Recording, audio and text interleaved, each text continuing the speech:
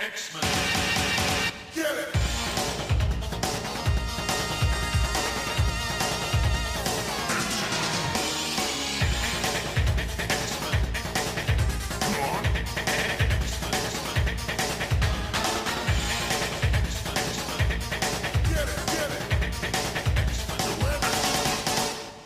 Hey everyone, and welcome to another exciting episode of Battle of the Atom. This is your weekly X-Men podcast where we rank every story from A to Z. I'm Adam. I'm Zach. Am I Zach? Am I still Zach? I hope so. Did you lose your contact with reality there for a second? I mean, I'll be honest, Adam. We're recording this on Tuesday, October 6th, and for people who don't know, it's been a month of news time. It has been a week. It really has only been a week. So yes, when the aliens go back and look for the records of this horror time, this sure was a period of time. Yeah. People assume time is linear, and I know based on math that more or less that's true until we get to edge cases that you and I aren't really involved in. We can make assumptions for our use case that time is linear, but sure don't feel like that. Yeah, the speed of time seems to accelerate and decelerate, and God knows. Okay. We're getting off track here. This has nothing to do with our on track. No, this has nothing to do with our theme. This is how weird the world is right now. It's just I feel like it's an elephant in the room that, hey guys, we know that this was 6 days ago that we're recording this, and I assume that at this point there's like woolly mammoths roaming the earth, and you're listening to this in like your dune buggy, which is cool and dope, and I bet your hat looks sweet, but let us take you back to the simpler times, and we're going to talk about some stories that are kind of interesting. This pick, this comes to us from Patreon supporter Saad Al-Thani, and their specific request was, "Hey, can you do an episode about stories that have like good, positive representation in X-Men?" And we had to think on that one because there's less than you'd want.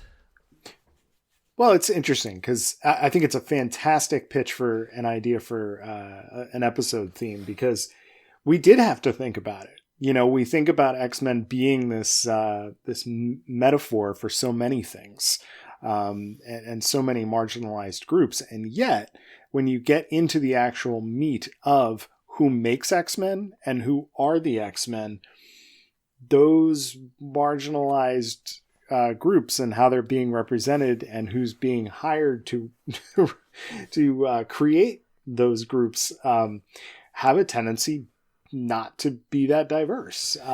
So the stories we're doing today have at least a modicum of that, either in front of the screen or behind the scenes. And even then, a lot of this is due to the mutant metaphor, as you say, being incredibly broad. Essentially, if you are discriminated against for any possible reason, you can pull something out of the mutant metaphor. Whether it's silly white boys like you and me, Adam, who are like, well, people made fun of me for wearing glasses once, to people with real problems. Right. Yeah, I think whether if there's systemic problems that exist that rig the world against you, I think that the mutant metaphor, it serves greatly. I'd say that the downside is what you were referring to, is that there is a real lack of intersectionality in this metaphor. It's you are a mutant, period, and you're probably a cis straight white human passing mutant. By the odds of this series starting in the 60s. And it's interesting how so much of, I think, what has attracted different groups of people to this book over the decades, a great deal of it is subtext.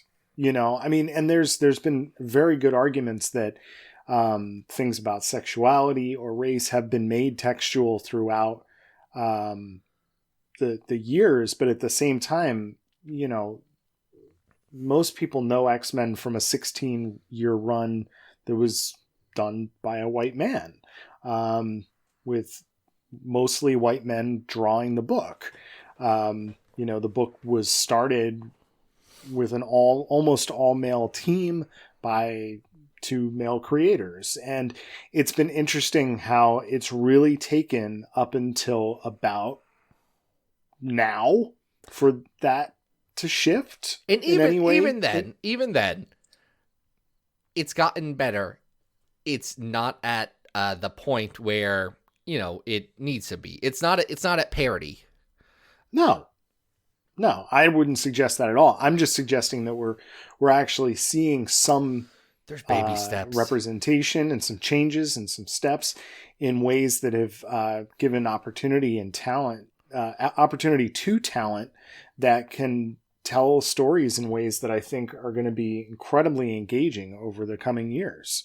Now, we just said all that, and yet we did pick a white male writer and a white male art team.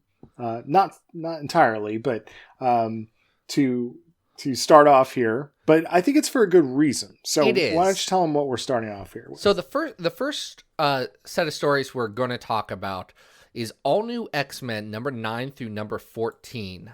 This is written by Brian Michael Bendis, pencils by Stuart Immonen, inks by Wade Von Graubacher, and colors by Marte Gracia and Rain Barrero.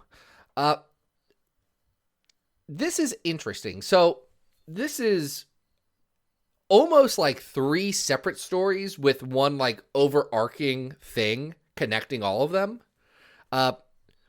Which makes it really cool to read, because this is a specific era. This is right as the All New X-Men were back from the past, just hanging out, being the original 5. Yep. Kate Pryde has just become their professor, which is interesting.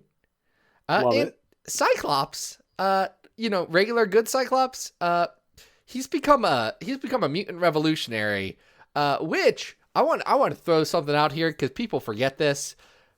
Cyclops being like an evil mutant was all marketing, and the books explicitly argue against it and argue for his position. And there's a reason why right after this arc, pretty much, Bendis is like, yeah, and now all of my kids are going to live with Cyclops. That's pretty much what happens. Uncanny had been running before this for just a few for like issues. 3 issues, though. Very, very short, and then All New starts. But this is where those books really start to intersect as the Uncanny team offers membership to the 05. Angel from the past does take him up on that offer, along with the Cuckoos.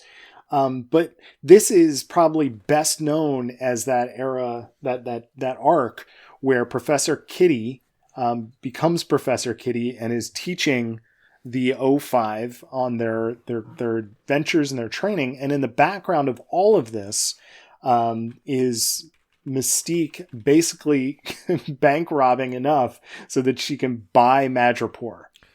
Which is a plot that never goes anywhere. It's weird that Bendis. It's a great idea. It's a great idea, and Bendis don't pay that off at all. Not this arc's fault. That's later Bendis's fault. Yes, I mean, I do think that gets a little bit more airtime in Uncanny, especially with the mutant growth hormone and Dazzler. But again, a lot of what Bendis does in these books, unfortunately, is build things up and then end them very suddenly and very quickly so that it's not super satisfying. And we've talked about different arcs on that. This particular thing, though, I think is pretty well executed. From a story vantage point, we can nitpick some things here in a second, but I do want to get to the part about why we chose this arc. Oh, because it has the best page that Brian Michael Bendis wrote of X-Men. This is in direct response to Rick Remender's Uncanny Avengers, which we're going to have to deal with that at some point. We have talked about Remender's Uncanny Avengers on the show before. But not the really bad part of it. We talked about the one part we liked. Yeah, we talked about, what is it? Avenge the Earth. Called? Avenge the Earth, thank you. Which we loved, but that's really the best part of the book. There are large sections of that book which are just downright just awful. And one of the things that happens early in that run is this infamous moment that got picked on by critics everywhere, readers everywhere, which was Havoc's M-word speech. So which is reprinted as part of this issue as well. I want to give a little bit of context for this because it's something that's been a bit lost to time. Mm-hmm. Uncanny Avengers was the big relaunch out of Avengers versus X-Men. It wasn't Hickman's Avengers. It wasn't Bendis's all new stuff. The big book was supposed to be Uncanny Avengers. And you know that because that's the book they had John Cassaday draw. Mm-hmm. It's supposed to be this big thing, and it gets lost in the shuffle because, one, the Hickman Avengers was really good, and the Bendis X-Men was interesting, where this, by issue 4, has a big thud of the mission statement for this team. It has Alex Summers, who says... And I'm going to quote him on this because I think it's a big comparison. In fact, I see the very word mutant as divisive, old thinking that serves to further separate us from our fellow man. We are all humans of one tribe. We are defined by our choices, not by the makeup of our genes. So please don't call us mutants. The M word represents everything I hate. When a reporter then asks, well, if you don't want to be called mutant, what should we call you? And he says, how about Alex? And he's looking right at the camera with like yeah, I just solved racism. And that's not how it works, Rick. There's a really good piece that on Comics Alliance that editor-in-chief Andrew Wheeler wrote that was refuting it from the perspective of a queer man, saying, hold on, just saying, oh, we're all the same. Let's not worry about labels or all this stuff. And it got a lot of traction, and Rick Remender did tell people if they didn't like it to drown themselves in hobo piss, which didn't help the situation. And it's such an interesting... I'm fascinated by the fact that editorial took a step back and let Brian Michael Bendis essentially use Kitty Pryde in the last issue of this arc to talk about how Kitty is both a mutant, she's both Jewish, she acknowledges that she is what she describes as passing in both of those criteria, and then she talks about how important it is that she wants people to know both of those things, and her quote, which I absolutely love, is, I tell people because, hey, if we're going to have a problem with it, I'd like to know. And they do reprint Remender's page at the rear of the book by the letters page, but my goodness, what a sounding rebuttal to a very ill thought out piece of writing from Mr. Remender. It's interesting because, not to say that everything that's on the page is a one-to-one representation of the thoughts and feelings of a writer. That would be a misrepresentation of things. However, both this and Havoc's speech in Uncanny Avengers feel very much like mission statements from their writer that they are using the character to give a speech to dictate onto the page. This is, in this case, this is Bendis, who is Jewish, saying, look, like, I get it. I may not get all of it, but I understand enough to know that my identity is important. and it should be celebrated and not like hidden away and pretending I'm just like everyone else. That's ridiculous. Right. I think Remender, yeah. We're not talking about that specific story, but it's impossible not to when this is the crux of this entire arc. Because they meet the Uncanny Avengers in this arc. And there's a nice moment with Scott and Havoc. But the bigger thing is this happens right afterwards, and all of the all-new X-Men are like, wait, they don't want us to be mutants? That's dumb. We're mutants. Yeah, I think the one thing that Beast says is, wait a minute, mutant is a derogatory term in this timeline? Like, what are we talking about here? It's also paired by Jean picking up for the first time on what happened with Decimation on M-Day. Mm-hmm. And they are just like horrified that Scarlet Witch is like walking around and on an Avengers team. Well, because you have to remember, this is pre-Sentinels. These guys get pulled from X-Men 8, and the Sentinels don't show up for another 4 issues. Right. So and this arc begins with them training against Danger Room Sentinels. When they straight up say, they're like, wait, they built robots just to kill us specifically? Right. That's messed up. Y'all, are you sure? Are you sure that Cyclops guy isn't right? Because he seems to be making some valid points here. I think the interesting dynamics of this are that the O5 are back and learning that the world does absolutely hate and fear them. And that maybe, just maybe, that their older versions who are still alive in this part of the story do have a good point. And they're doing some huge adjustments. Now, I know we said that the Mystique buys Madripoor thing, doesn't add up to much later, but in its infancy here, I think it's an interesting idea because she poses it as sort of a like, let's steal all the money we can and live happily ever after on a beach. But Lady Mastermind is like, wait a minute, this is too much money. What are we doing with all of this?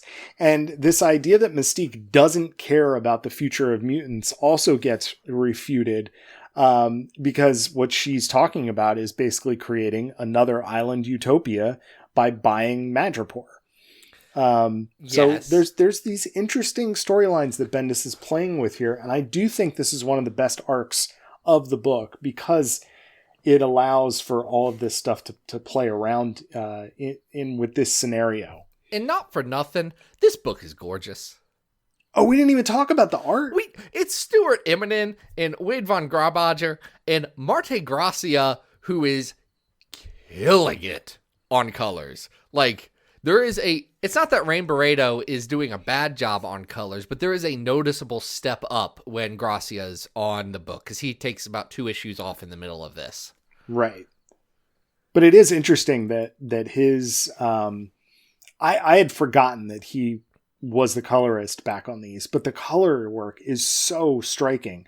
And, obviously we just sung his praises recently on our House of X Powers of 10 episode, but my goodness, it's even Rain's work it's outstanding. Oh, There's a color theme to this book that is very, very powerful and strong and goes very well with Immonen and von Grawbadger's work. So beautiful artwork. I think it's a really interesting story that does what bringing the O5 back should do. Yes. Which is, like pull the strings and question Beast and, question the timeline in ways that are really interesting. And at the same time, it's this really interesting artifact from a time where you have 2 Marvel writers that are, they're bumping heads, and that's not something you see often, Not directly fighting in their books, which is kind of beautiful. That come out within a similar time frame. Like, you might have somebody rebut something that happened decade ago, right? Yeah. But this was like, oh wait, that was last month. That was a couple months ago, and here's this. It's very interesting to see, and I don't speculate on Brian and Rick's relationship because I don't No know idea what them. that is. I don't No. particularly care. But Brian Michael Bendis has never told me to drown in hobo piss, so Yes, thank God for small favors, right? should we rank this story? This one's got good moments. It's not perfect, but I like it. I like it. It's absolutely gorgeous. I'm on record of enjoying this book quite a bit when it came out. Adam, our podcast is named Battle of the Atom. So There you go. We're on record of at least enjoying it somewhat. Well, let's put these stories on our big old list. Are you talking about our incredibly large list of 420 hashtag Blaze It stories? Ranking all of the X-Men from best to worst, starting with number 1, House of X Powers of 10, number 100 on our list, which is the Inferno arc of X-Men and X-Factor, number 200 on our list, which is Old Man Logan, Glob Loves, Man Kills, number 300 on our list, which is the Jim Lee-ish Mojo arc from his Adjectiveless X-Men, 400 is the X-Men animation special, and 420 is the Draco, which we should all just roll up and smoke because it's a bad one. Well, we do have the first arc of All New X-Men all the way up at 41, and we have All New X-Men 37, which is the standalone issue with White Queen training Jean, that's done by Mike Del Mundo. That's at 102. So I think I'm going to say we're in between there. What do you think? I would say we're in between there, but I do really like this a lot. Like I think I think this is a few steps above 102. I think this is stronger than like at 75 we have Age of X-Man Next Gen, a story that I enjoy a lot. Yeah, I would agree. Actually, very comparable. Number 62 is X-Men Season 1. How do you feel about it compared to this? I like this a little bit more. I think too. I love Season 1 because it's such a terrific introduction to the Silver Age, and it serves as a really good substitute for Silver Age in many ways. Yes. But this is doing something that is new, and that's, it's fun. I enjoyed it quite a bit. So I think this is better than Season 1.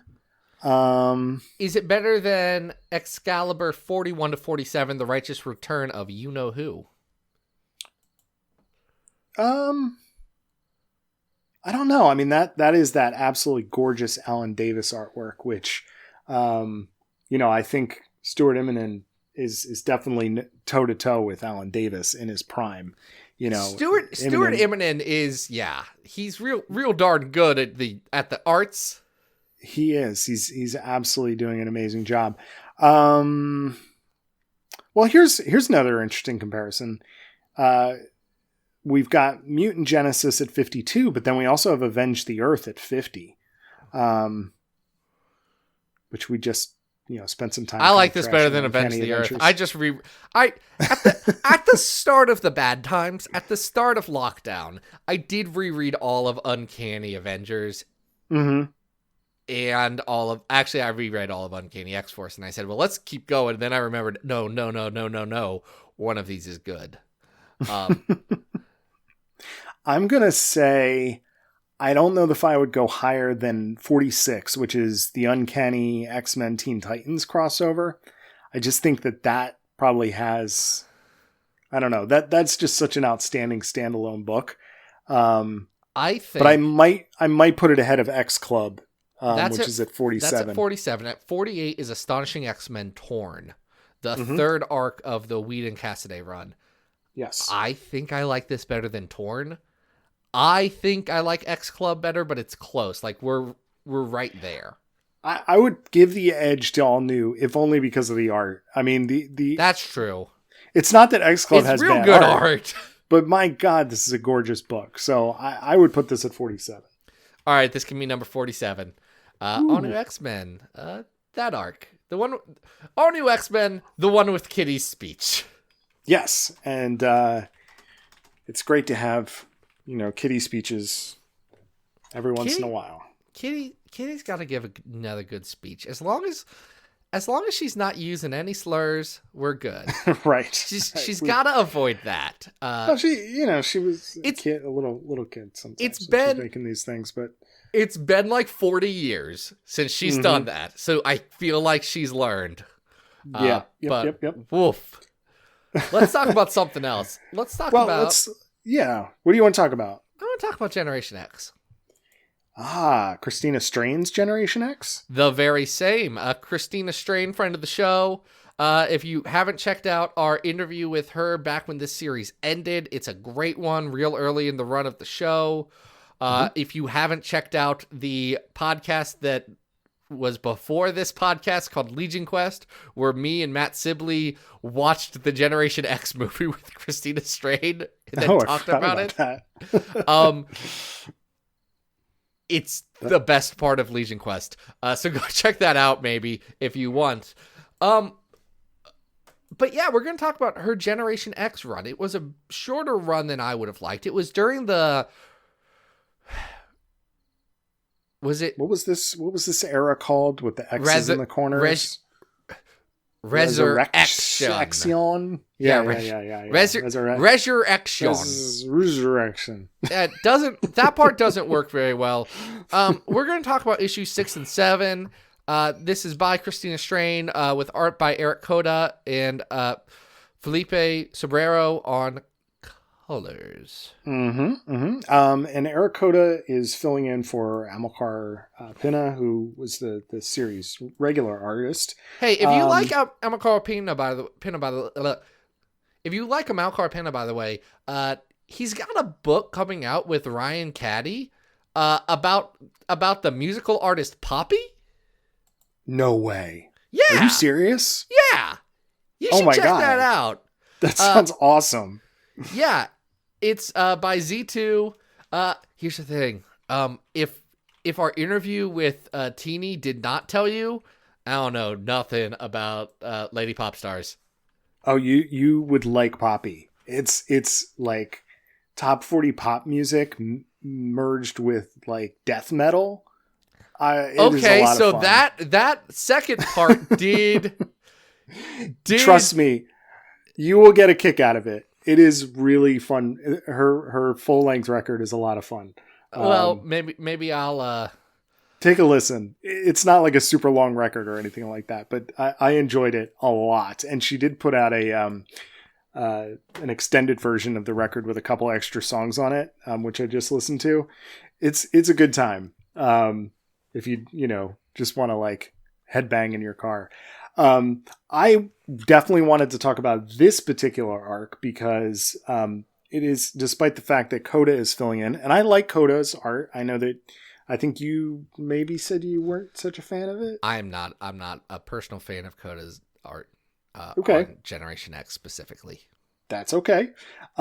However, this does center around a trio of characters. We're all familiar with everybody's very, malevolent psychic powered mutant Quentin Quire, but this was a real cool arc that got to feature a very genuine relationship between a gay couple. Written by a woman, and it's Benjamin Deeds and Nathaniel Carver. Hindsight and Morph. And Hindsight, which I love that they call him Morph. I don't know if they did that during Bendis's run. They didn't. It came up in Strain's run, I believe. No, wait, maybe it came up in that one Focus issue he had. I'd have to see. They called him Benjamin Deeds most of the time. Right. But it's interesting because, you say there's a romantic relationship, and there is definitely attraction between Morph and Hindsight. It's a big part of it, and another big part is that they are both shy teenagers and don't fully act on their emotions yet. But you also get an honest-to-goodness, like, friendship between Quentin Quire and his roommate, Morph, Quentin Quire is a piece of garbage and is dragging, love him to death. He is trash. He's ruining Morph's life. He is. He's dragging him out every night to karaoke and to parties. And this two issue arc is a lot of fun. It takes place at Cade Kilgore has basically a supervillain weapon auction. And they have to stop a vial of nano sentinels from getting auctioned off to Fenris. They have to steal it from Fenris after Fenris wins that auction. And Fenris is, of course, the weird incest twins that are Nazis. Right. Which Strain does such a great job of just like laying it all out there. This is why this is so gross and weird. And like she lays the continuity out there in such an amusing way. I just think Strain has such a great handle over these characters.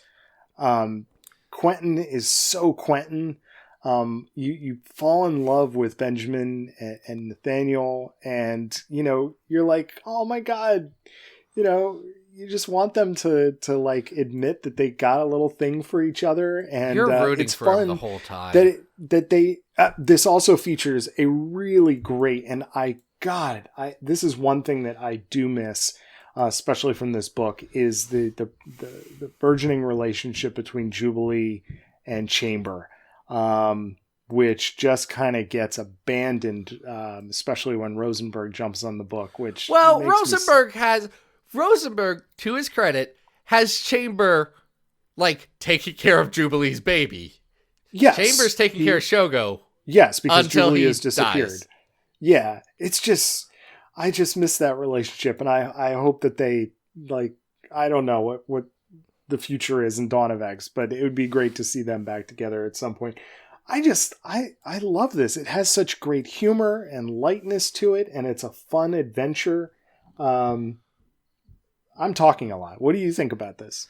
I like the character moments in this. I think Strain has a real strong grasp on these three boys, and additionally has a really good grasp of their individual relationships to each other, which is a tough thing because you're writing a straight queer friendship between Quentin and a reluctant Morph.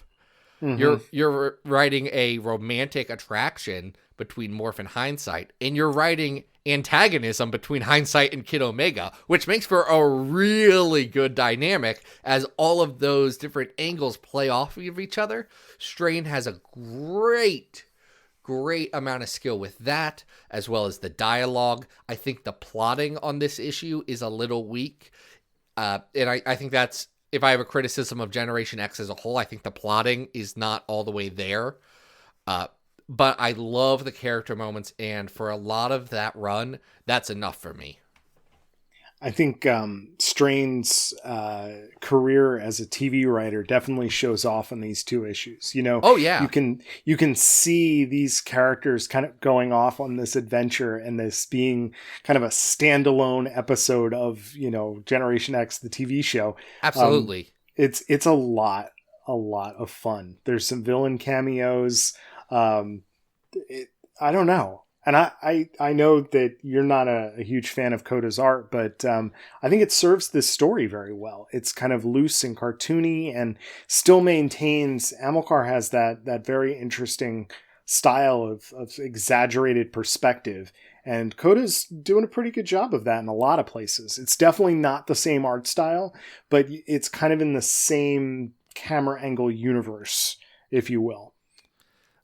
I hear you, and I don't think you're wrong. I just don't like it. I don't. That's okay. It's not aesthetically pleasing to me. That's okay. I can see why. I know that Amilcar's experienced similar reactions from some people who just like if someone doesn't like his art, I'm like, I disagree, but I understand. Right, because I both of them are working like so outside of what you might consider like a mainstream big two house style that you kind of get it. But I don't know. I enjoy it. I love these 2 issues. Oh, yeah. I agree. They're not like the whole thing with like Monet never really paid off for me in these issues, but at the same time, I understood why Strain was doing it, and I appreciate the construction of these 2 issues very, very well. So where should we put these on the list? So here's where I'm looking, and I want you to keep an open mind about this. Yeah. At 201, we have Old Man Logan, Glob Loves, Man Kills. Another story from this era. Mm-hmm. One that I have a bit more affection for. I think Glob Loves Man Kills is saying more, especially given that it's more of a commentary on sort of online culture and radicalization. So I would give the edge there to Old Man Logan. But I think we're starting to be in the right era, the right area of the list. Well, because I think at 205, X-Men Annual #1, I think I like this better than that. That's a well-constructed but kind of throwaway annual, where this is more memorable. I would agree. I don't think I would put it above.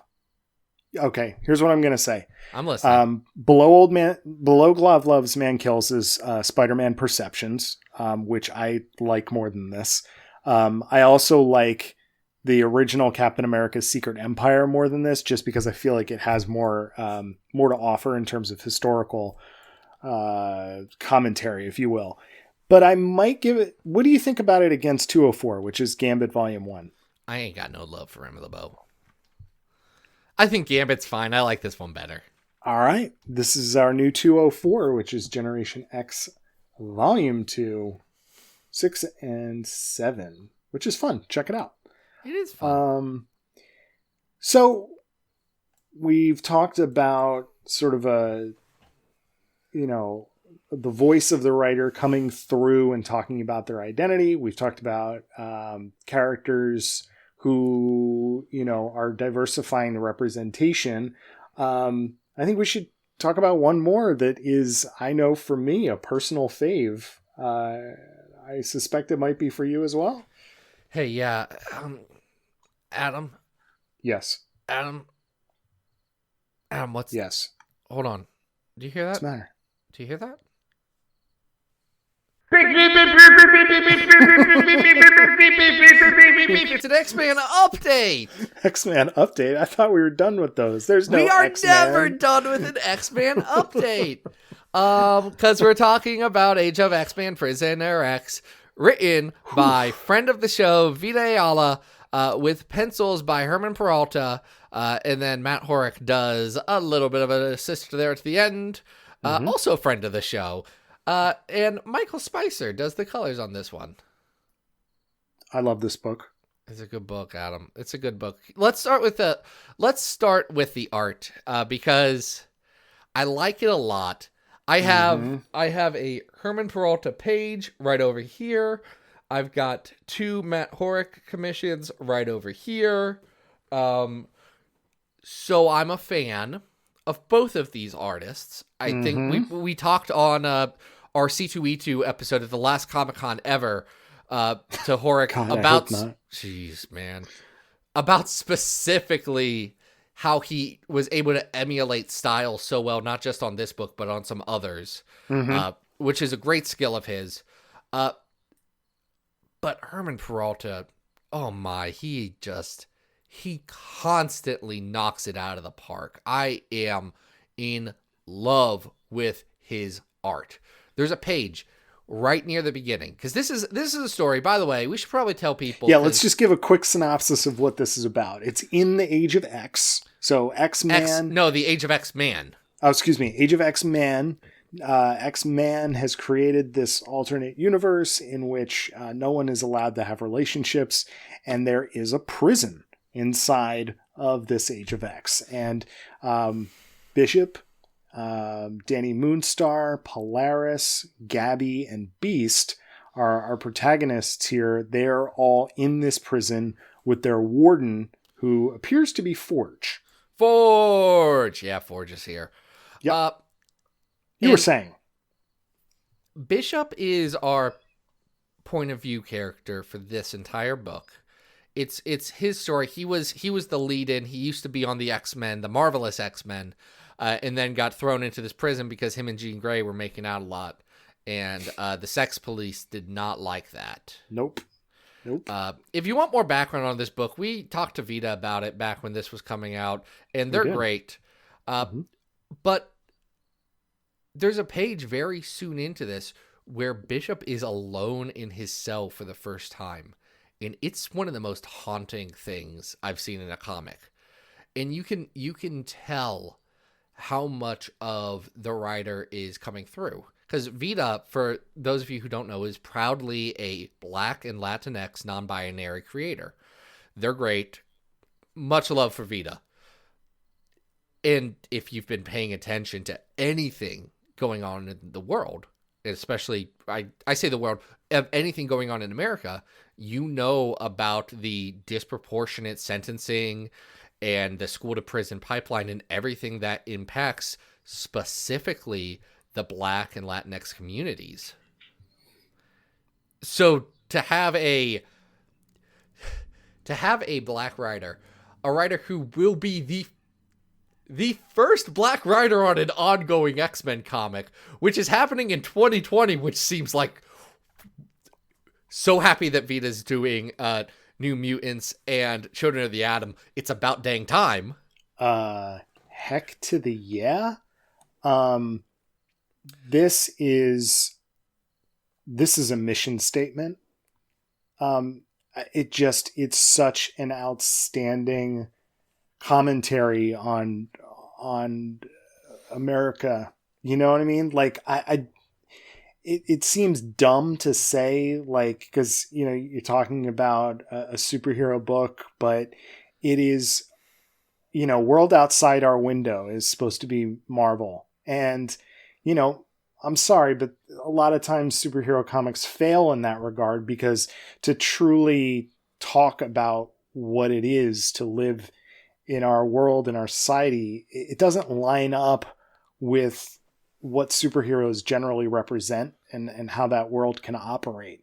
But especially within the age of X-Men, we get this opportunity here to really explore something that is a very unique take that is simultaneously so grounded in the real, but at the same time also is a really good commentary on the fact that each of these characters is distanced from not only the quote-unquote outside world, but also what their reality even means anymore by being in this prison.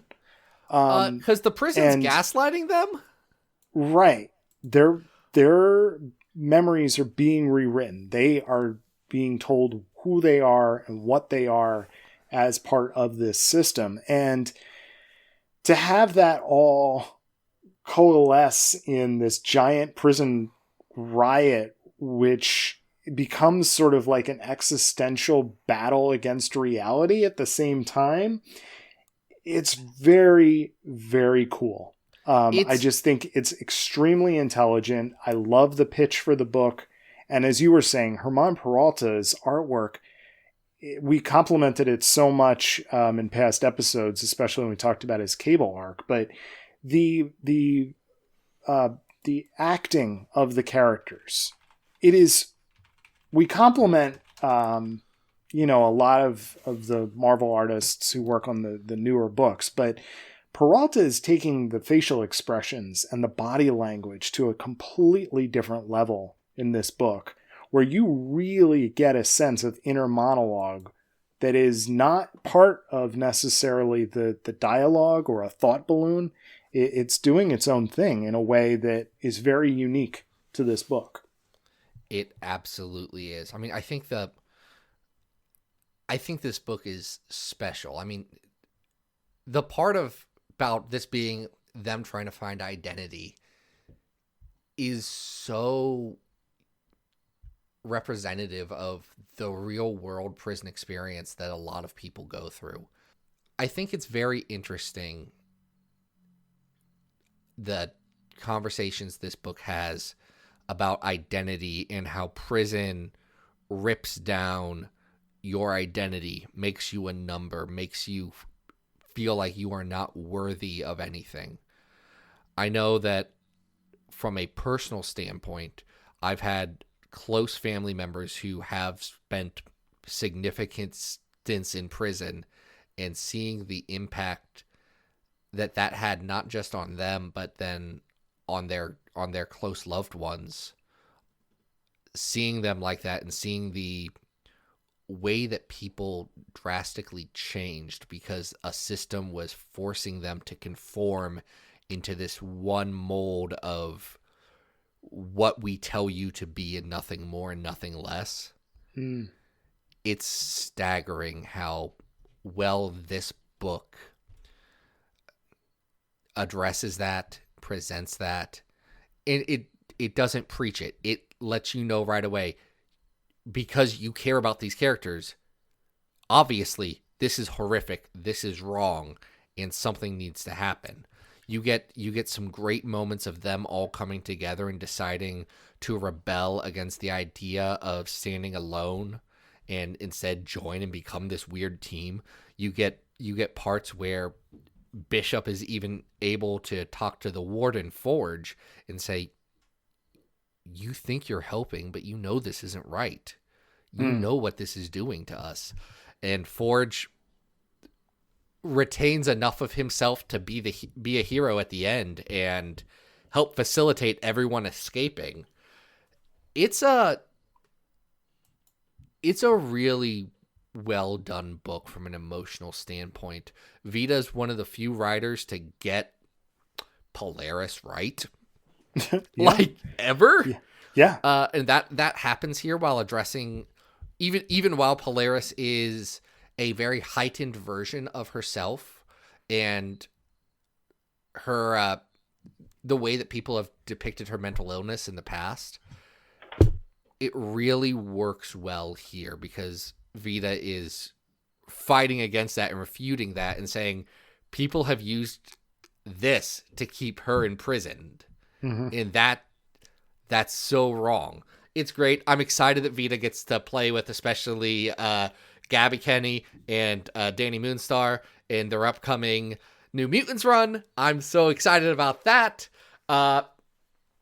This is a good book, and I like it. I like it too, and I really liked the Marauders issue that just came out. The one that gets Storm right? The one that we talk a lot about Storm and how difficult it seems for writers to really get Storm. Vita gets Storm, so check out that. That's Marauders chapter or 13. X of Ten of Swords, chapter 5. Marauders number 13. Okay, great. Anyway, love this book. Where's it going to go on our big list, Zach? Okay, so we talked about it earlier in the episode, but we have Next Gen from Age of X-Man on this list at number 76, and I like this better than Next Gen. I like this a lot better than Next Gen. I like this better than the all-new X-Men arc that we talked about before, which was at 47. Okay. We're going to get into a section that I like to call modern classics. Yeah. Let's do that. At number 39, is the New Mutants Inferno stuff. Number 40 is Cable Past Fears, also by Herman Peralta. Yes. Number 36 is New Mutants Dead Souls. Number 37 is X-Men Grand Design, which is less of a good story and more of an accomplishment. Yes. Interesting design conceit. Probably a little too high, but that's fine. I've soured on these things. I've soured on Ed Piskor a lot since that episode. That's okay. All right, I'm kind of torn here. I think, first of all, this is better than Cable 155 to 159, even though we love that arc. I have a page that I bought, and I had to buy it because it's the one where Cable and Hope hug, and it makes me sad every time because I love it so much. So good. I do think this is... I think I know where I want this to go, but I want to listen to you. Okay. I'm kind of hard pressed to put it above the New Mutants Arc of Inferno, but I got to be honest, I've revisited Prisoner X much more, and I have a lot of respect for it. I would put it. All right. I would put it personally Right below Dead Souls. I would put it right below Dead Souls. Dead Souls is really, really good. It is really good. It's better than Grand Design. I mean, it's better than Grand Design. It's better than Grand Design. I think we're agreeing that we probably put Grand Design too high on the list. But I agree. Dead Souls they're both Stone Cold classics. Yeah, they both are. This is number 37 on the list. That's a pretty of all the X-Men comics. Yeah, that's pretty good. It's pretty good. That's pretty darn good. That's number 37, Age of X-Man Prisoner X. Are we a little biased? Maybe. Who cares? It's our dang podcast.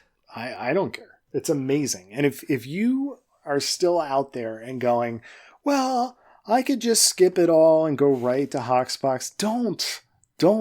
You are missing primo Age of X-Men content, and this is the prime example of that. Go back and read this mini.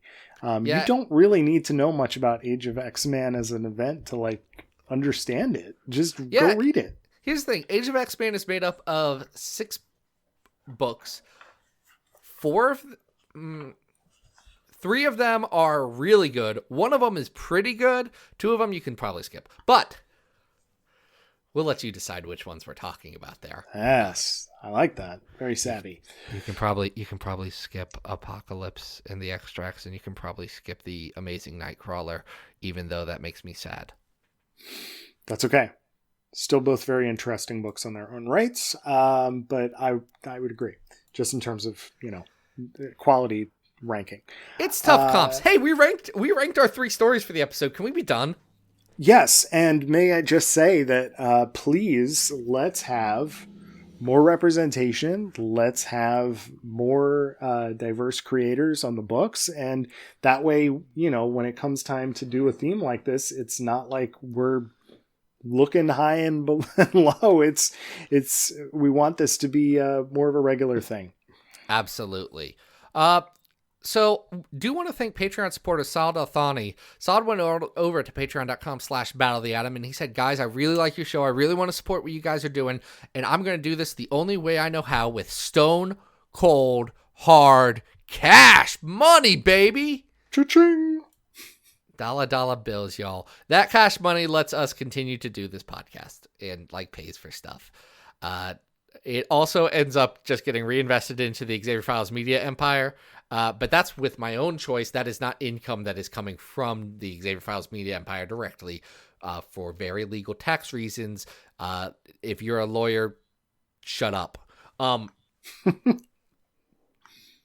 Hey, if you guys want to be like him, y'all can just you can all just go over to that Patreon. There's different tiers. For $2, you get an episode built around you. For $5, you get early access to the show. And you get to suggest even more extra stuff. And there's higher tiers than that if you are feeling spendy. And if you're not, leave us a rating or review. Or the most helpful thing you can do, is tell your friends about this podcast. Say hey, you like X-Men. You like sounds going into your ears. Have I got the second best X-Men podcast for you? And then you can give them us. I love it. Where can people find you online, Zach? Nowhere, but they can go to XavierFiles.com to see all the latest and greatest sword content. You can see notes, comment cards from the Green Lagoon, which is the bar. Oh my God. I love that so much. Emily, you did such a great job. Emily Harding. I want more. I want more. Incredible of those. thing. It was so good. I love it so much. There's a lot of really good content on that particular webpage that I'm pretty happy with. So go check that out. And it's on Twitter at Xavier Files. Hey, Adam, what's up? Hey, guys. You can follow me on Twitter at Arthur Stacy. I am currently in the middle of doing Inktober, which I I don't think I did last year because I was busy remember. wrapping up Bish and Jubes. But this year I'm trying to do every single Ten of Swords fighter. And then obviously there's only 20 of those. So we'll see what surprises are in store for the last 11 days. So check that out. What are we talking about next week, Zach? Hear me, Adam! No longer are we the podcast you once knew. We are fire and life incarnate, now and forever. We are Phoenix. We're talking about Phoenix. We're talking about Phoenix stuff. Stuff about the Phoenix. You know the Phoenix, the magical space bird that has a fighting tournament to decide who from the Avengers is going to be its next host. Oh, God. We're not talking about that, though. So no, because that's not come out yet. We don't know if it's good or bad. But Jason Aaron's track record on Avengers speaks for itself. We're going to talk about other Phoenix-based stories. They also may not be very good. We'll have to see. But we'll find out. Until then, this has been Battle of the Atom, and we hope you survived the experience. Get it!